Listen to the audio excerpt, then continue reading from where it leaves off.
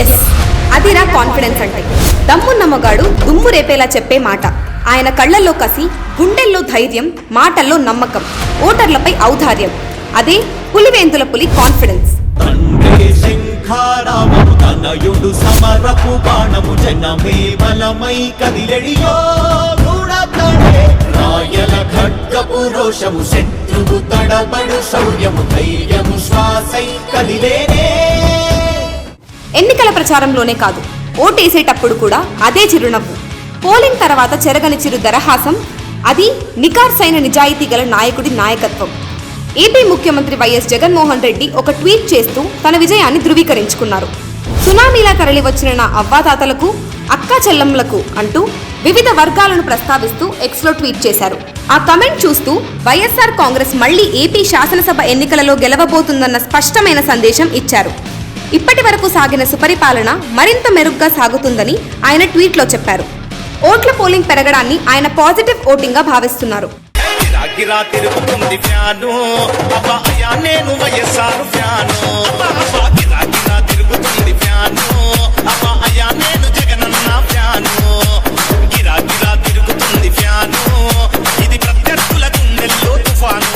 TDP అధినేత చంద్రబాబు నాయుడు, జనసేన అధినేత పవన్ కళ్యాణ్లు కూడా తమ కూటమి ప్రభుత్వం వస్తుందని ధీమా వ్యక్తం చేస్తున్నారు.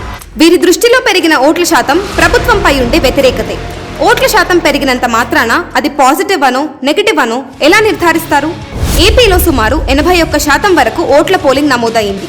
ఇంత పెద్ద ఎత్తున ఓట్లు పోలైతే ఎవరికి అడ్వాంటేజ్ అన్న దానిపైనే అందరి ఆలోచన. ప్రతిపక్ష తెలుగుదేశం కూటమి ఇందుకు ఒక భాష్యాన్ని చెబుతూ ప్రజలలో ప్రభుత్వంపై ఉన్న వ్యతిరేకత వల్లే ఇంత పెద్ద ఎత్తున ప్రజలు ఓట్లు వేయడానికి తరలివచ్చారని ప్రచారం చేసుకుంటున్నారు. మహిళలు, వృద్ధులు ఉదయాన్నే వచ్చి ఓట్లు వేయడంపై స్పందిస్తూ మద్య నిషేధం చేయలేదన్న అసంతృప్తితో వారు ఇలా వచ్చారని చెప్పే వరకు వెళ్లారు. మిగిలిన 99% హామీలు అమలు చేయడాన్ని విస్మరించి ఈ ఒక్క కారణం కోసం వ్యతిరేకత వచ్చిందంటే అది హాస్యాస్పదం. ఎందుకంటే సంక్షేమానికి మహిళా ఓటర్లు పట్టం కట్టారనడానికి నిదర్శనమే కొండవీటి చాంతాడంత క్యూలు, భారీ ఓటింగ్.